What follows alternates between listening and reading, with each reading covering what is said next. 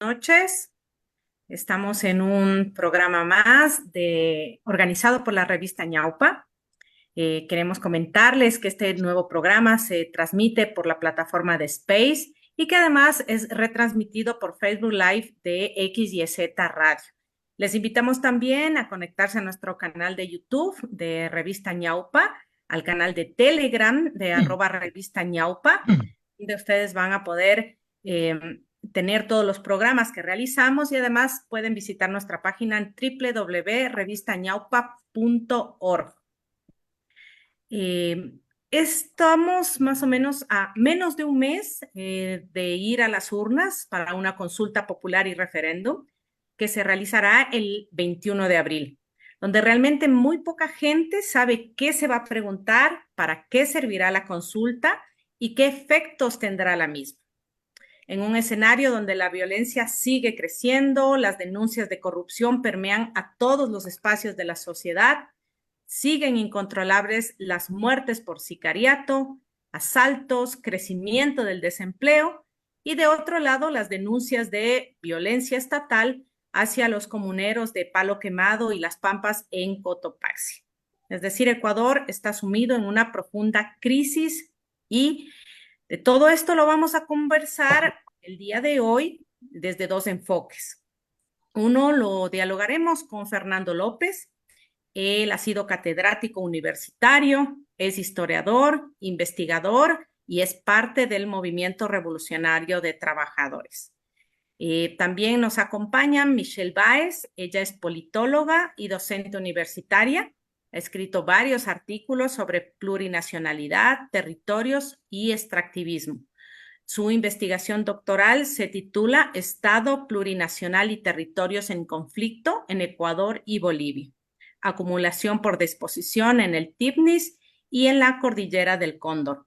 Además, es miembro del colectivo Comunálisis, del Frente Nacional Antiminero y del colectivo Caminantes.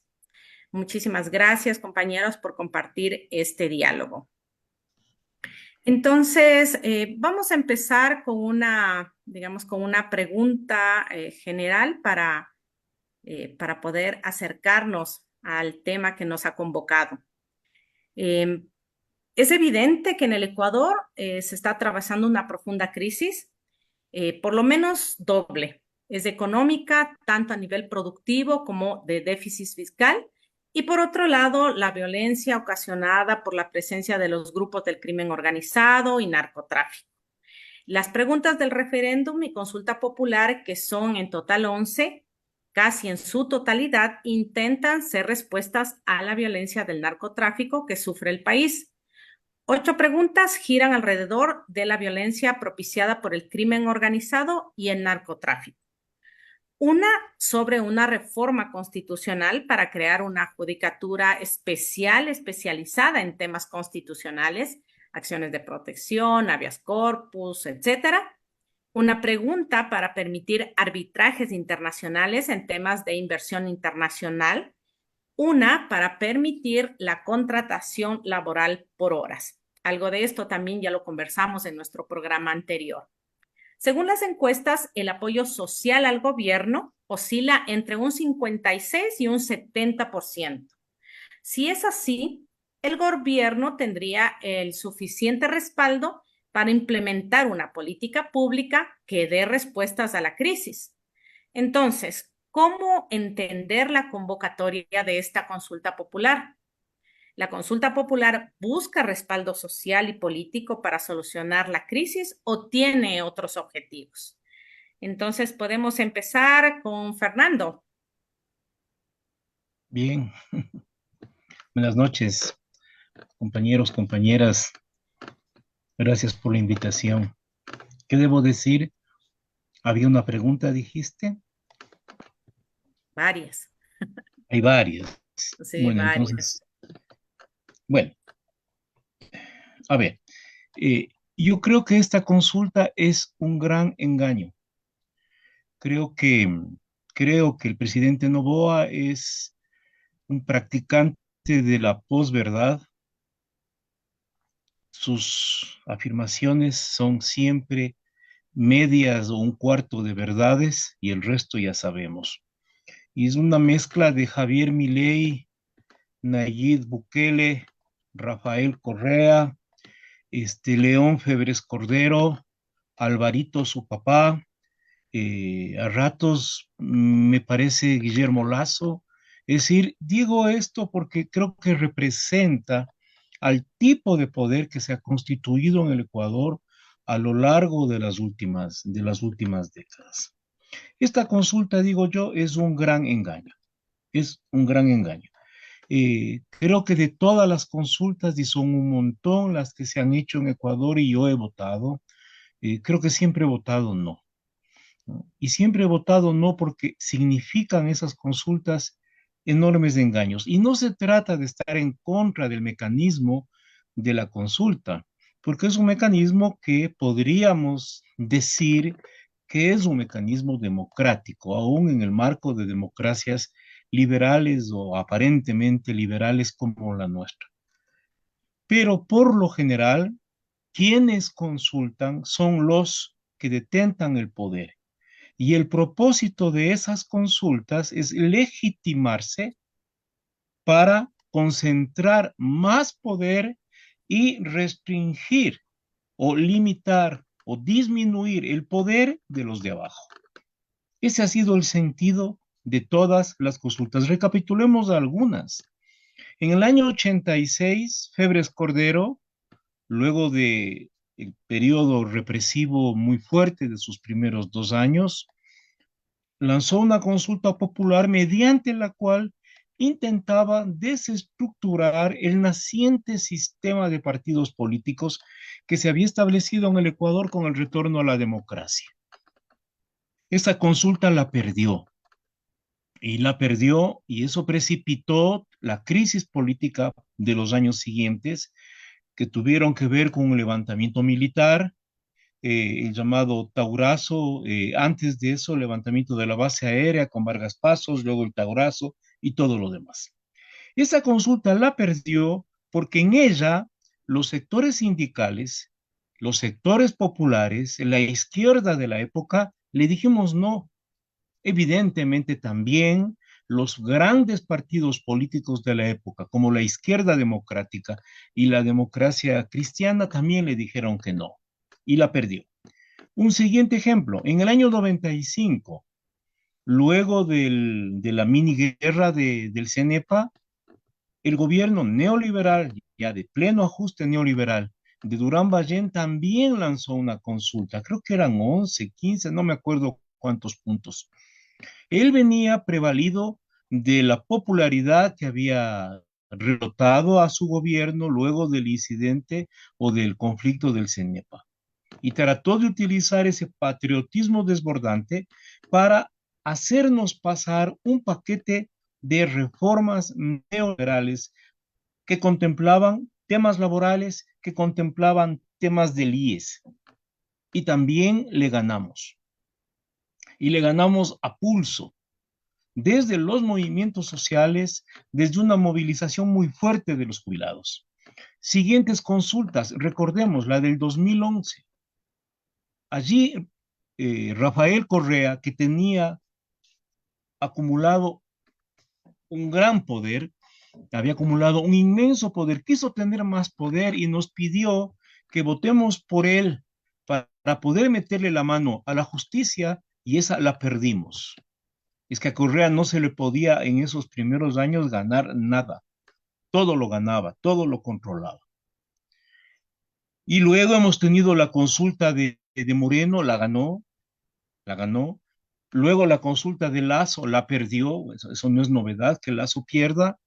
Y ahora tenemos esta cosa que nos está planteando, que nos está planteando un gran engaño que además hay que identificar desde el comienzo, porque mezcla una consulta, materias de consulta popular con una reforma constitucional. Es un tremendo engaño. Eh, También se han impulsado consultas desde abajo y las hemos ganado. Ganamos una consulta por el agua, recordemos hace poco, en el sur, en Cuenca. Ganamos la del Yasuní. Nos impidieron nos impidieron que esta consulta sobre el Yasuní se haga hace varios años. El correísmo movilizó todo su aparato, pero al final se hizo la consulta sobre el Yasuní varios años después. Y hecha la consulta, ganada la batalla, pero no se la aplica. El poder se reserva así esa facultad que es violatoria de la propia norma constitucional que dice respetar.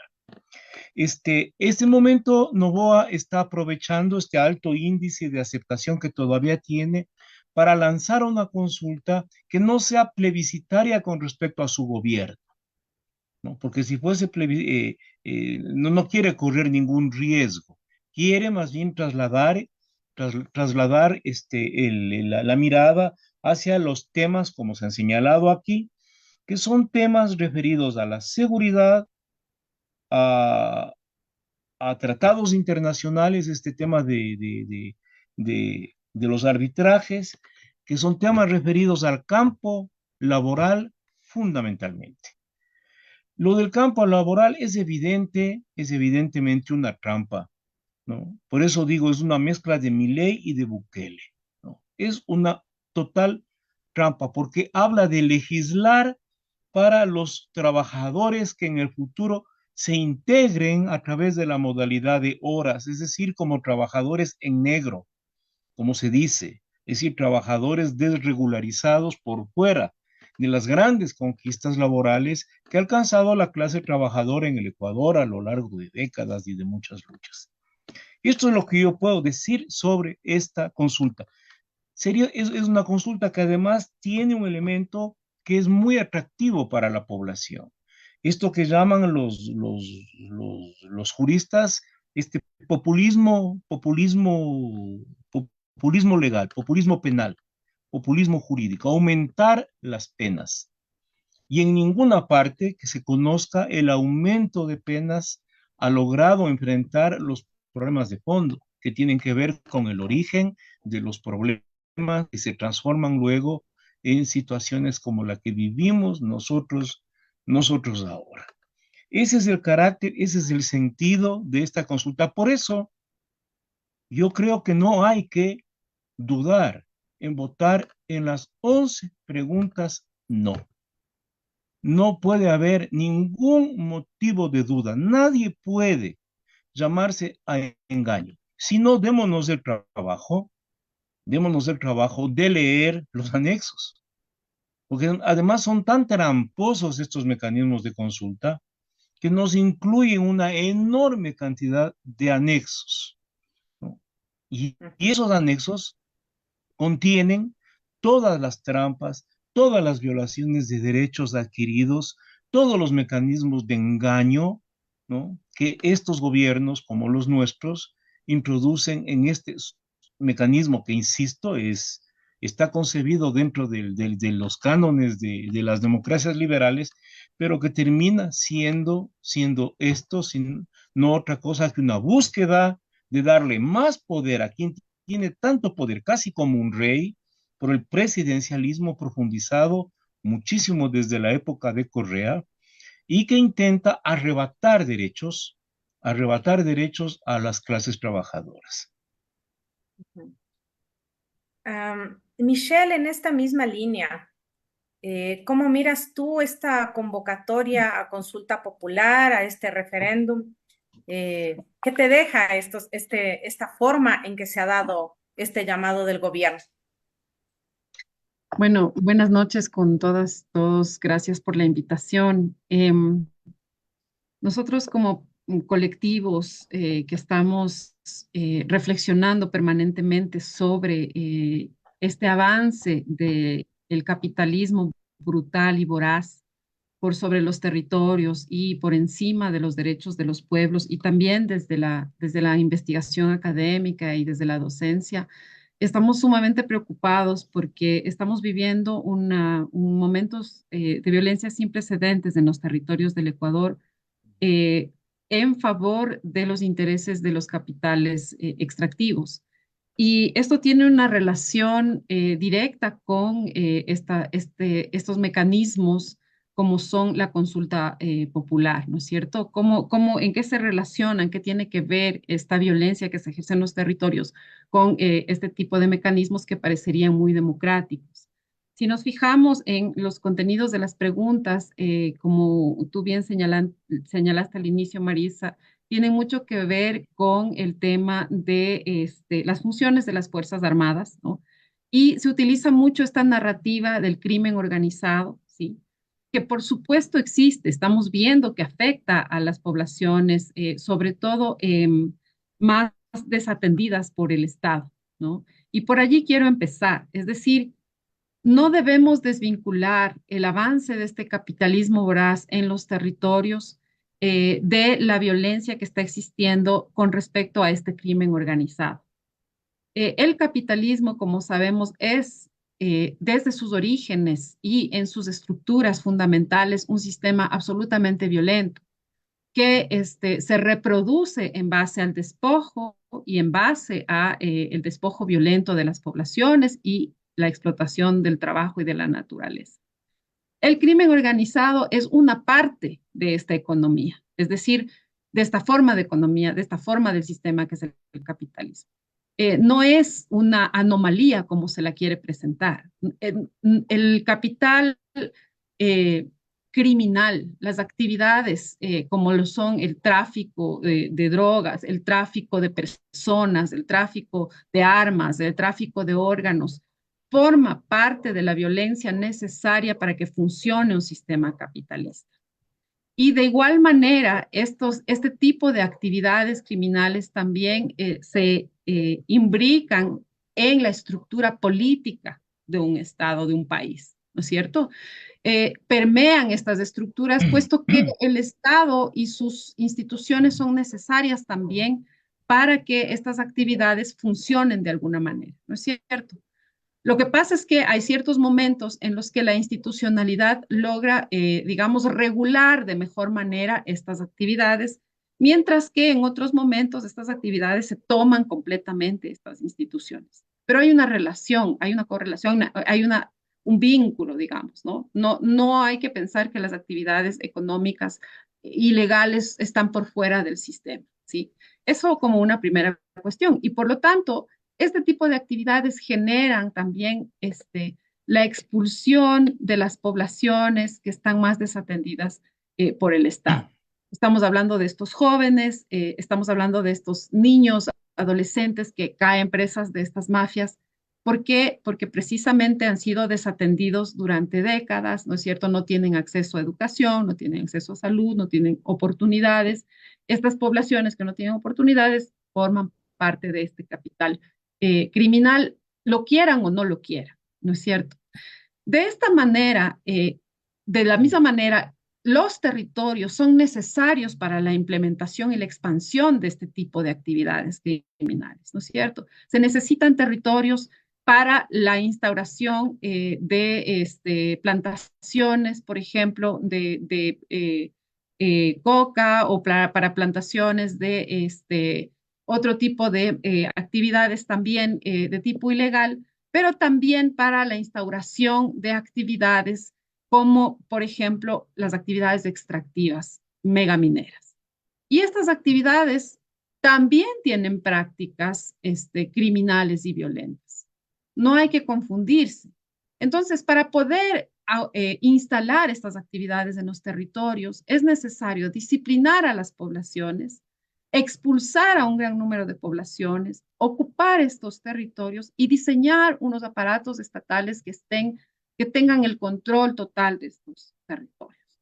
Por lo tanto, lo que hemos estado viendo con el avance brutal de esta violencia y con las modificaciones que hemos estado viendo a lo largo de los últimos años en términos legales y en términos institucionales, ha sido justamente el aseguramiento de que el Estado controle a estas poblaciones, controle a estos territorios y establezca además en la opinión pública una narrativa de que esta violencia es legítima, de que está muy bien que se establezca este control por encima de las poblaciones. La consecuencia estamos viéndola en la actualidad. Tenemos unas Fuerzas Armadas y una policía que son incapaces de controlar este crimen organizado, ¿no? Incapaces o tal vez, no sé si realmente sean incapaces o hay ciertas partes en las que los dejan actuar, pero que sí son muy eficaces al momento de reprimir a poblaciones campesinas e indígenas que están en la defensa de los territorios y que son territorios productivos y que son territorios en donde existe agua y en donde existe otro tipo de actividades económicas.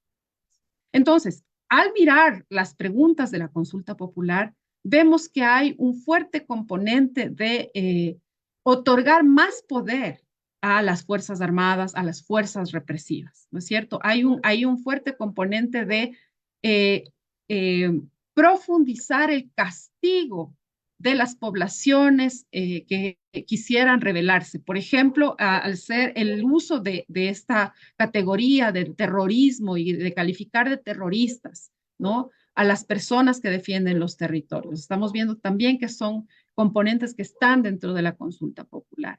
Entonces, esta consulta popular es parte de todo este aparataje que se está montando para reprimir aún más a las poblaciones, continuar con el avance del capital en los territorios y asegurar la legitimidad, ¿no es cierto?, de que la población, la opinión pública crean que todo esto se ha hecho pues con consentimiento. La narrativa del miedo ha generado que la gente no solamente apruebe, sino que también pida, ¿no?, la intervención de las fuerzas armadas, las fuerzas represivas del Estado en los territorios, en las ciudades, ¿no?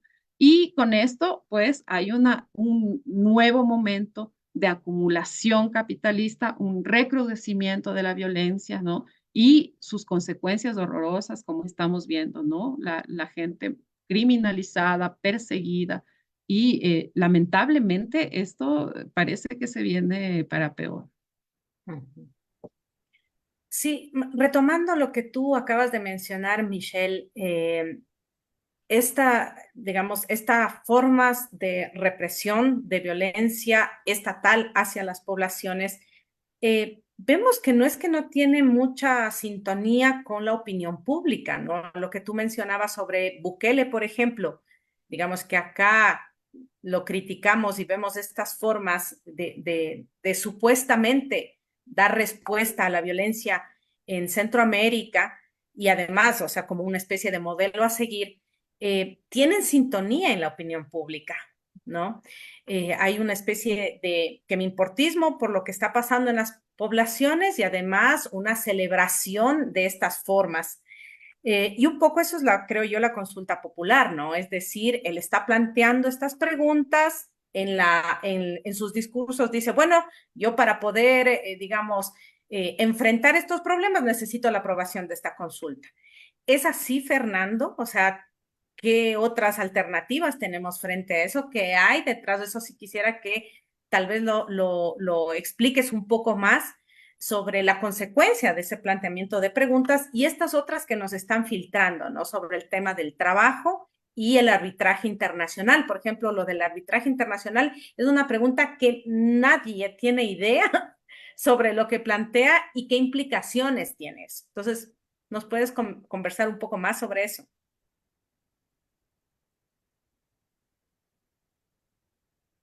Estás con el micrófono apagado. Ahí se me escuchan. Ahí te Hola, escuchamos. ya. Yo decía hace un rato y he escuchado con mucha atención a la compañera Michele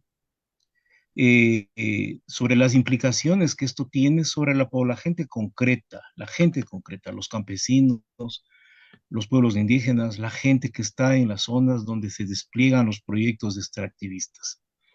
Eh, creo que, creo que lo que tenemos con Novoa es algo muy particular, muy particular. Novoa está aplicando la doctrina del shock, de la que hablaba Naomi Klein, un trabajo que todos conocemos, desde el primer momento que llegó al gobierno. Shock, primer shock, no hay plata. Cuando dijo no hay plata, dejó abierto el camino para, obviamente, generar todos los mecanismos para, con el viejo cuento, de atraer la inversión extranjera, que es la que nos sacaría de esta situación, sí, profundizar el modelo. No hay plata. No hay plata significa el estado de shock y de miedo y de justificación para las políticas tributarias totalmente regresivas que está haciendo, que van de un lado a cobrarnos más impuestos a las clases trabajadoras y que de otro lado, de la manera más descarada, ¿no? Más vulgar y descarada, como dice una canción de Rubén Blades, significa perdonarles las deudas a los que son como él, a ellos. Entonces, ese fue el primer elemento, no hay plata.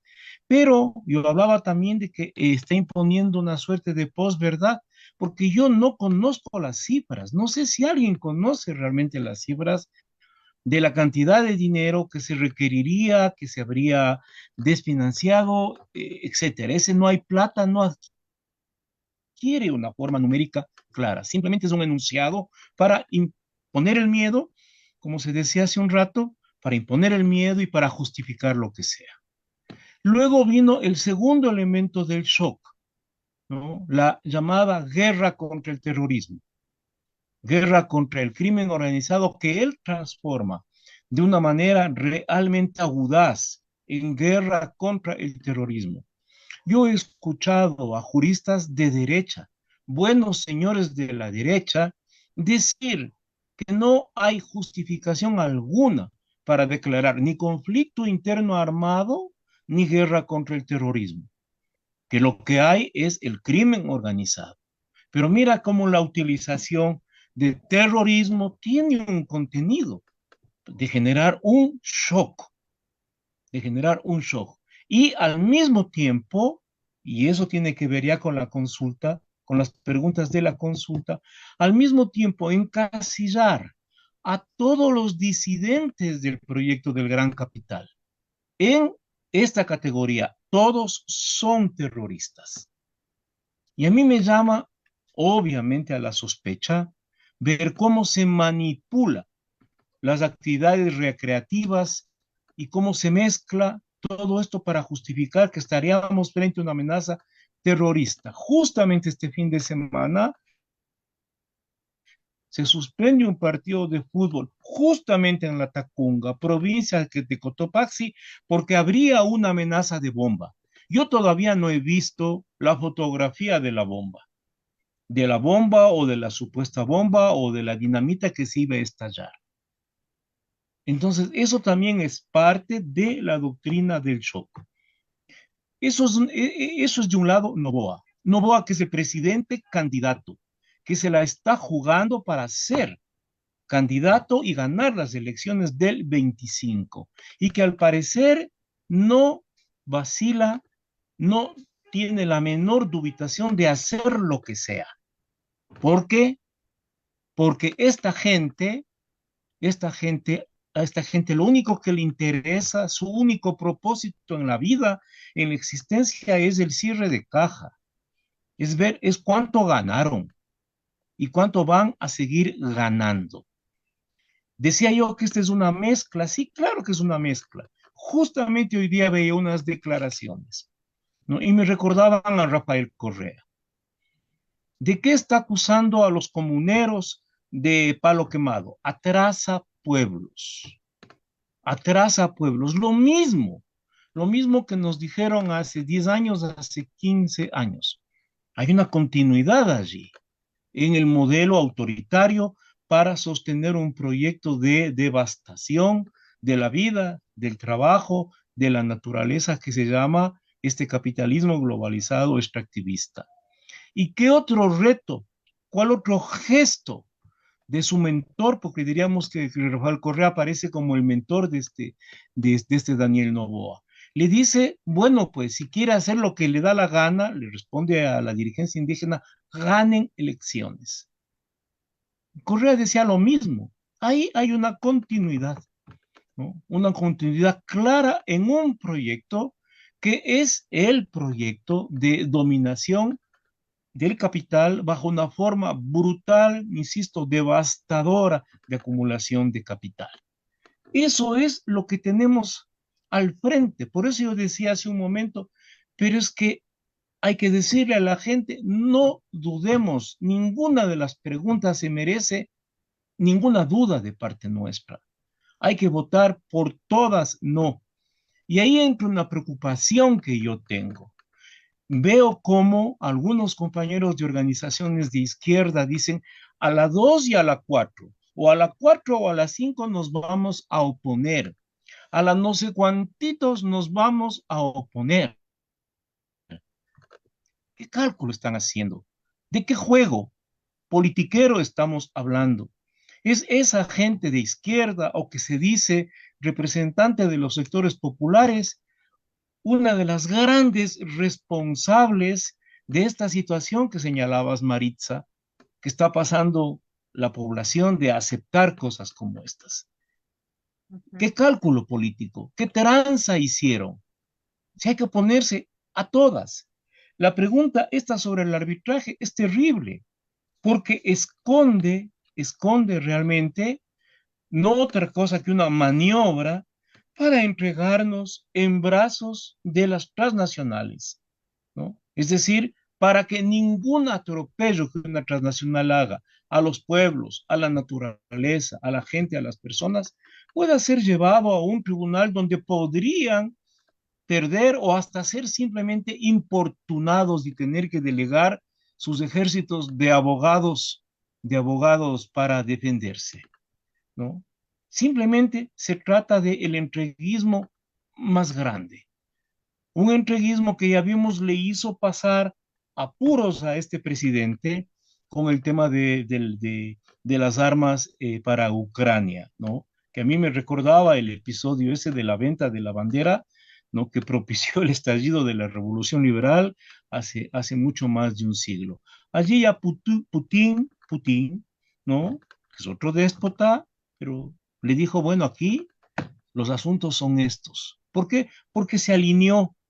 Desde Lenín Moreno, hay que decirlo, ha habido un alineamiento servil, pero miserable, viscoso, baboso, busco adjetivos, nauseabundo a los intereses de los Estados Unidos, ¿no? Y luego, ¿qué podíamos esperar de Lazo y qué podemos esperar de este prototipo de jefe de Estado formado en los de esos institutos o universidades en los que por docenas forman a los jefes de Estado, solo que este les resultó mucho más especial por la enorme cantidad de dinero que tiene. La fortuna de Lazo es un auténtico moco en la pared, ¿no? Si la comparamos con la fortuna del grupo, de los grupos económicos más poderosos de este país, que para concluir con esta parte, tienen intereses en la minería. El grupo Novis no hace departamentos, no es capital inmobiliario, no más, ni hace galletas, ni se beneficiaba de los desayunos escolares en la época de Correa. No, es un grupo que tiene intereses en la minería, como tiene intereses en la minería también el presidente. Esa es la situación en la que Sí. estamos.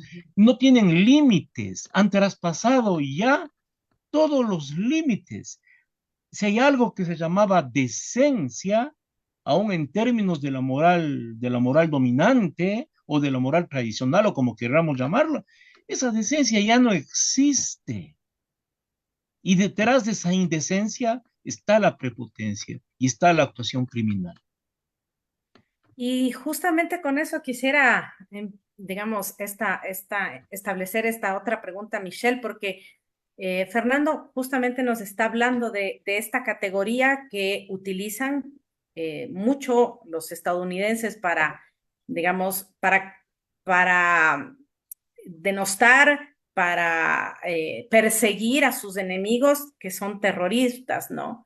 Y Novoa lo está haciendo, pero además lo está haciendo de una manera totalmente generalizada, ¿no? Confusa, que cautiza poder diferenciar entre lo que implica la delincuencia organizada, el narcotráfico. Tenemos una serie de escándalos, pero además justamente llamar a los comuneros como terroristas, ¿no? Es decir, los ponen como en el mismo nivel a todos.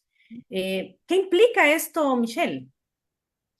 Bueno, ahí hay una confusión, como tú bien señalas, que está, digamos, puesta a propósito eh, por el poder, es decir, por este Estado que está al servicio de estos grandes capitales, de estas grandes burguesías, en este caso, esta gran burguesía agroexportadora, esta gran burguesía, e incluso con vínculos en el capital financiero a través del mismo presidente Noboa, ¿no es cierto? El utilizar la categoría de terroristas y el decir que lo que hacen los compañeros y compañeras campesinos, indígenas en las comunidades es terrorismo, es confundir completamente a la población para descalificar lo que en realidad están haciendo estas personas, que es ejercer el legítimo derecho a la resistencia. Este legítimo derecho está reconocido legalmente en nuestra Constitución. Es un derecho que las comunidades, los pueblos, las nacionalidades, los colectivos podemos ejercer frente a un abuso de poder de lo público, de la fuerza pública. No están haciendo terrorismo. Aquello que se cree que, como se define el terrorismo, es un acto de terror, ¿cierto? Es generar el terror, la violencia para generar terror, dice la definición del terrorismo como su nombre lo indica. Es exactamente lo contrario. Lo que está haciendo el Estado en la actualidad es generar terror.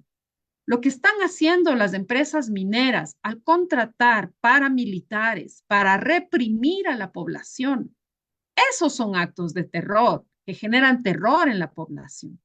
Lo que están generando es que los niños, por ejemplo, los jóvenes de estas poblaciones como Palo Quemado, como Las Pampas, estén aterrorizados literalmente.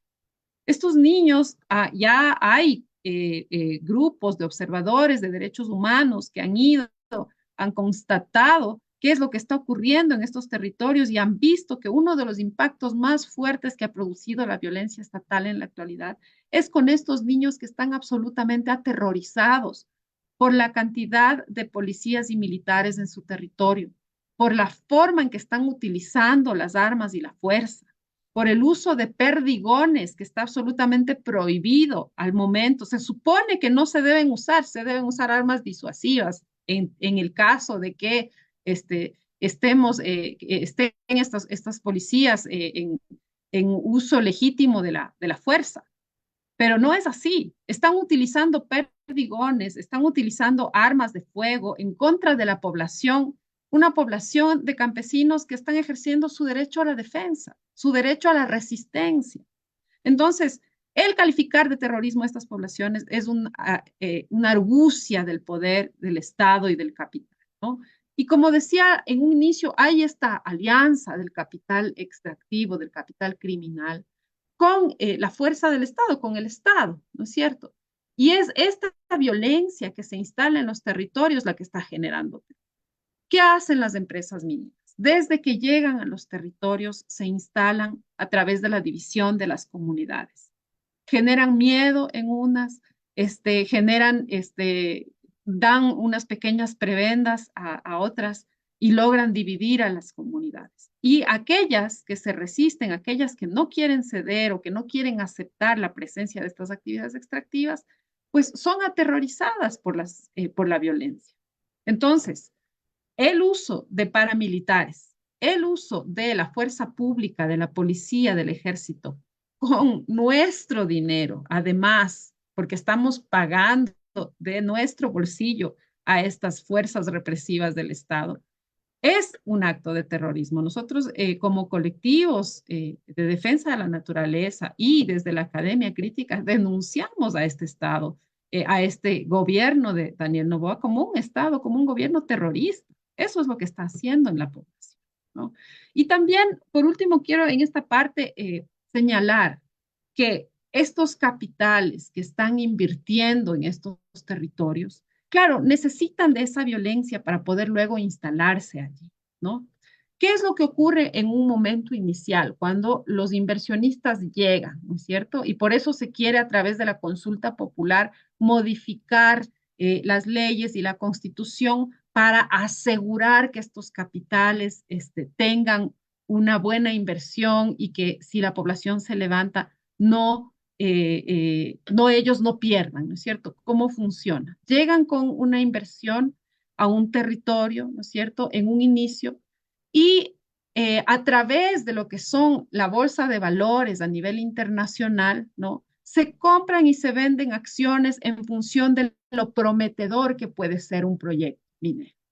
Entonces, digamos que en la bolsa de valores de Toronto, por ejemplo, se oferta un proyecto en Palo Quemado y se dice allí, se manda información a los inversionistas y se les dice, no se preocupen, tenemos un gobierno favorable que está controlando a la población, sus inversiones van a recibir buenos dividendos porque la población está siendo controlada. Además de que hay una cierta cantidad de mineral, etcétera, pero lo más importante es que su inversión allí está siendo asegurada por el mismo Estado. Entonces las acciones suben, ¿no es cierto? Este juego de poder del capital financiero es perverso, porque mientras en las bolsas de valores del norte global están especulando estos intereses financieros y están ganando mucho dinero porque suben los precios de las acciones, están los cuerpos de los compañeros siendo heridos, siendo mutilados en los territorios. Entonces, también a través de estos colectivos y estos grupos de resistencia queremos transmitir un mensaje a los inversionistas extranjeros.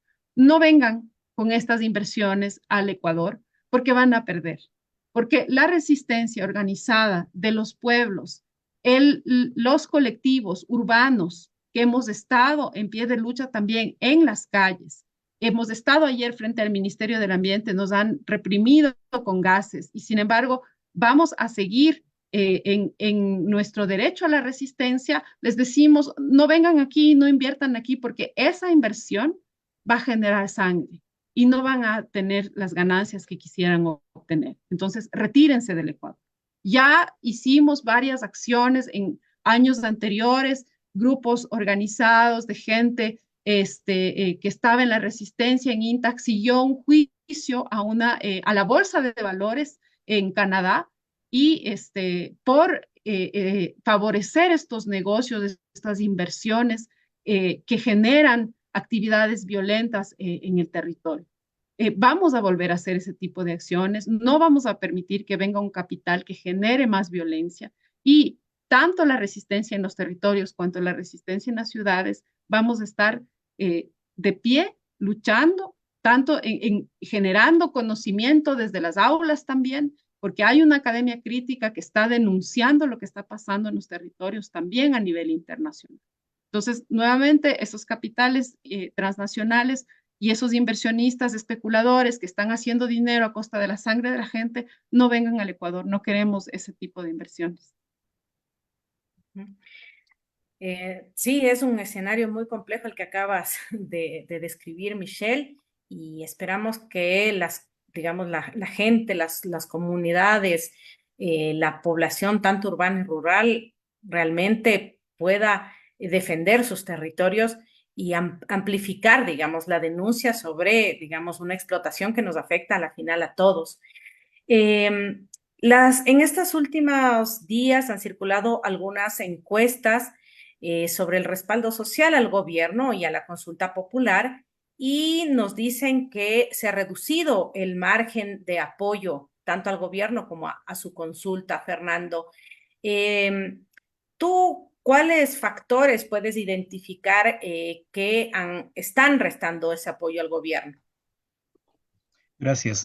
A ver, el aumento del IVA ha significado el conocimiento de que son ellos los que aumentan el IVA, los que no pagan impuestos, los que evaden impuestos. Este es un elemento.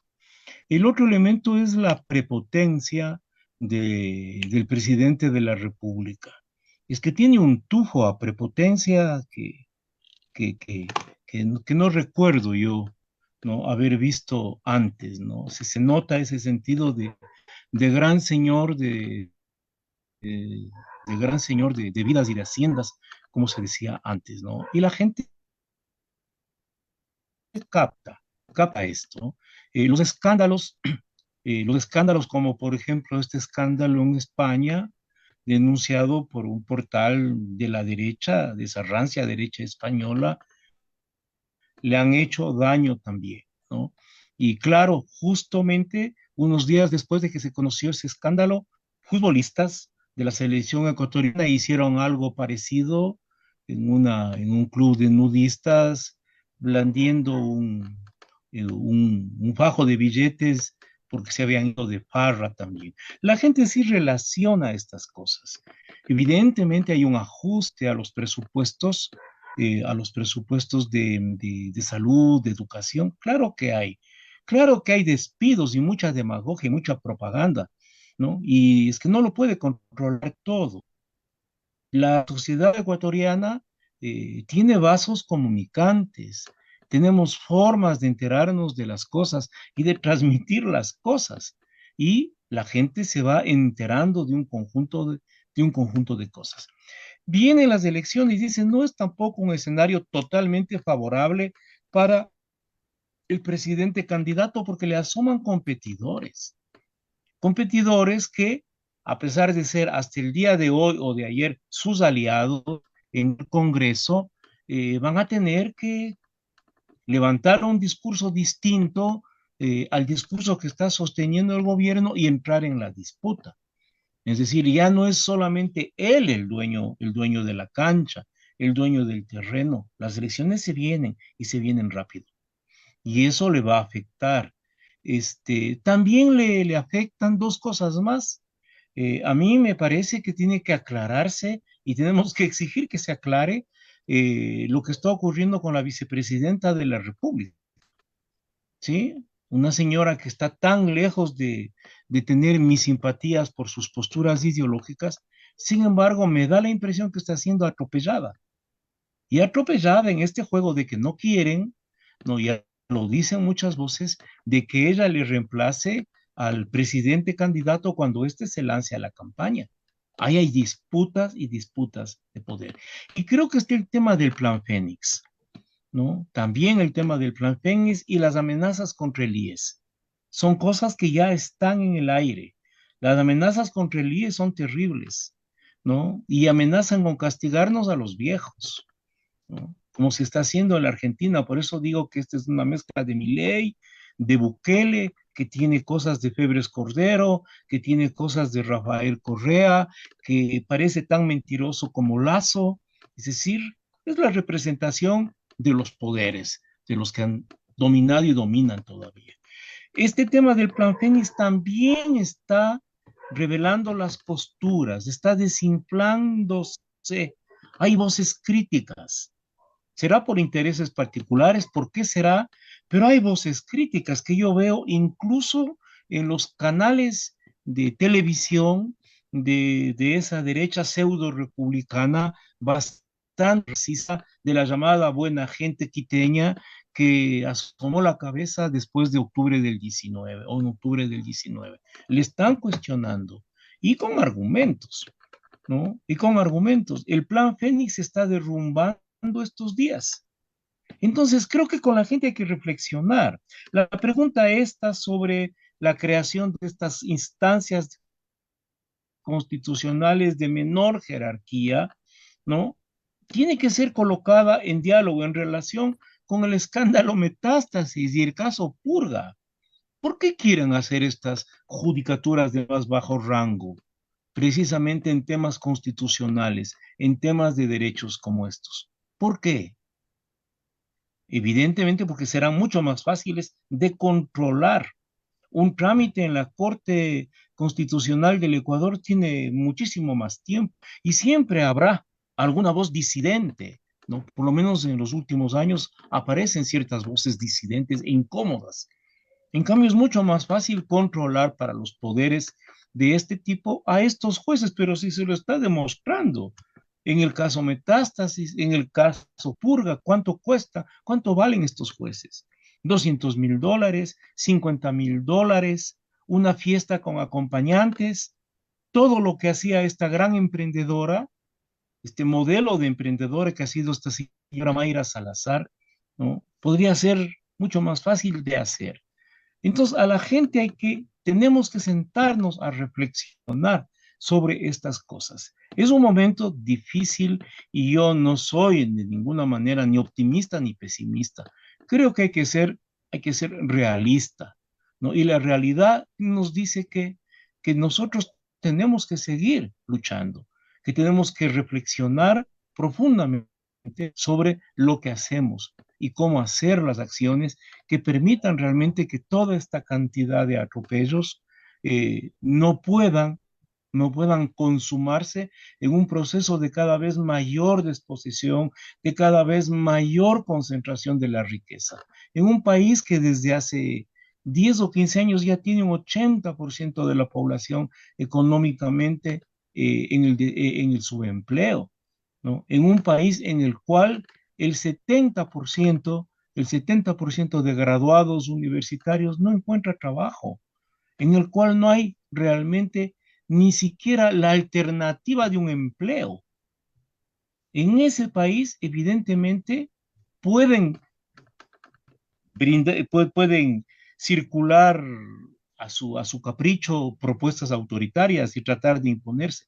Pero también en una sociedad como la nuestra, en esas condiciones, pues ese viejo topo de la rebelión sigue activo y hay que hacer que siga cada vez más activo. Y cuando yo digo rebelión, digo, la primera rebelión que hay que hacer es la rebelión de pensar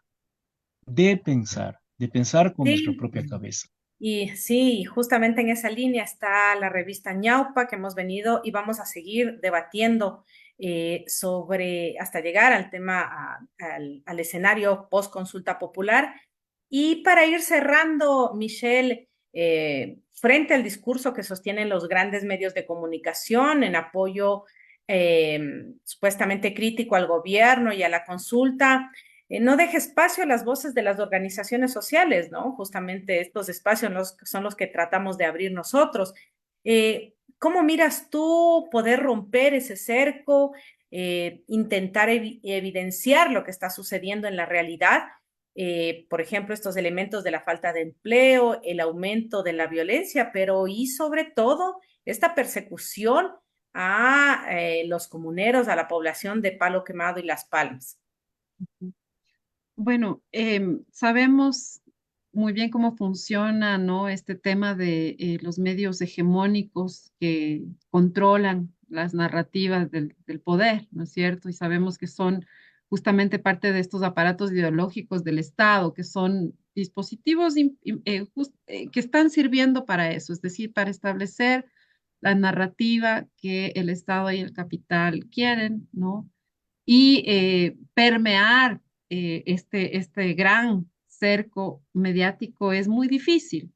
Sin embargo, cada vez existen más espacios alternativos, disidentes, ¿no?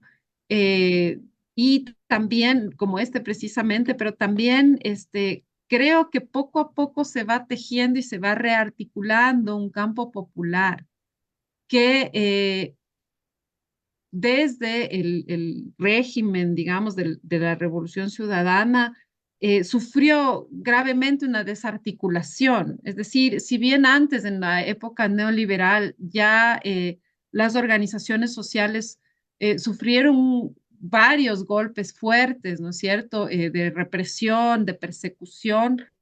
Sabemos muy bien también que durante el progresismo, estas organizaciones sociales, estos movimientos sociales, fueron muchas veces cooptados y desarticulados desde adentro, ¿no?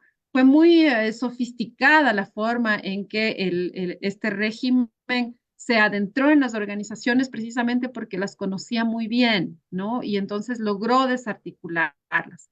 Y nos hemos encontrado durante mucho tiempo muy lejos unos de otros. Es decir, ha sido complicado el establecer vínculos, objetivos en común, entendernos, ¿no? En medio de una violencia que cada vez se vuelve más bestial, ¿no? Entonces, creo que ahora sí es urgente retejer este campo popular Esto no es una propuesta ni mía ni nueva, es decir, ya escuchamos desde varias organizaciones esta propuesta, pero creo que sí es urgente que lo hagamos, que lo concretemos, ¿no?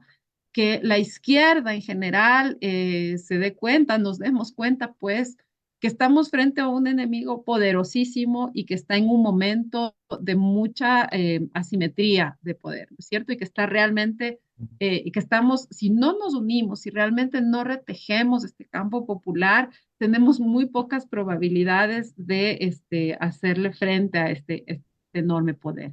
Entonces, creo que sí, desde los espacios de la comunicación, desde los espacios de mm, los espacios alternativos en las calles, pero también desde la política más formal, digamos, desde los partidos, etcétera, tenemos que empezar ya a retejer concretamente este campo popular, este campo de la izquierda, ¿no? Dejando un poco nuestras diferencias, nuestras disidencias, digamos, a un lado, ¿no?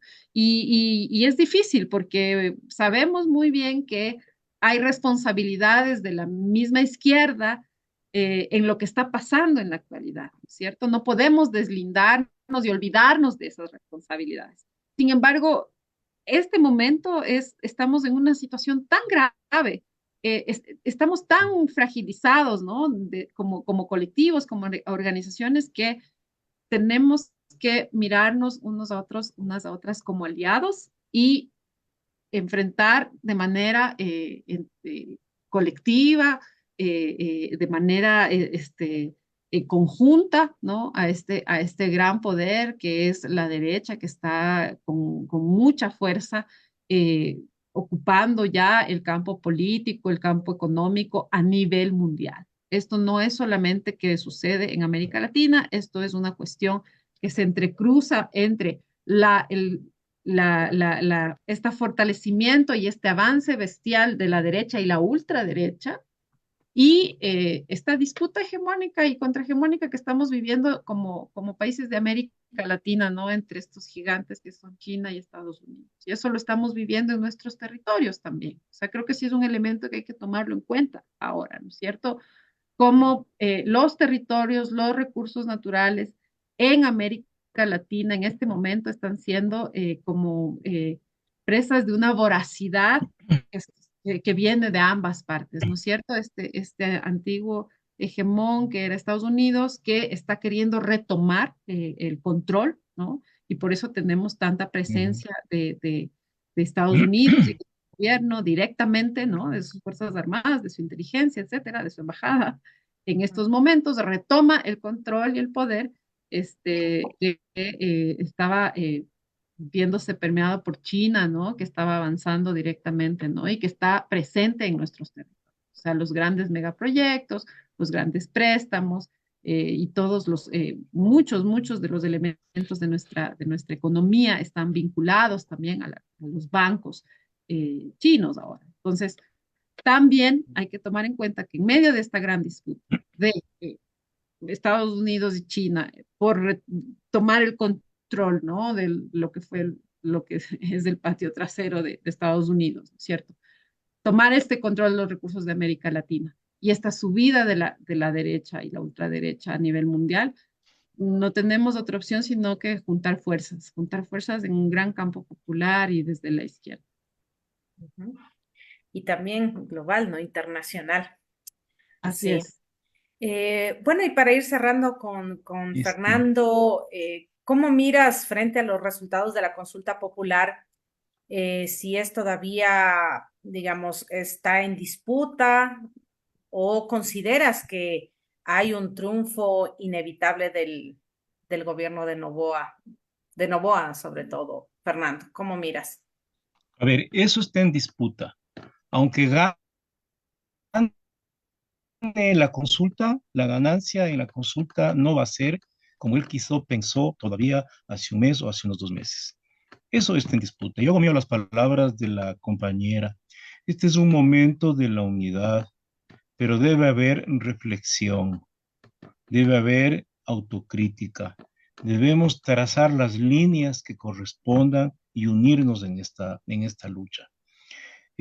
Uno de los elementos que hace que esta unidad no sea posible todavía son las vacilaciones del llamado progresismo, ¿no? Ellos, sobre todo ellos que representan un caudal de opinión y de apoyo electoral muy importante, ellos son los que deben hacer una profunda autocrítica.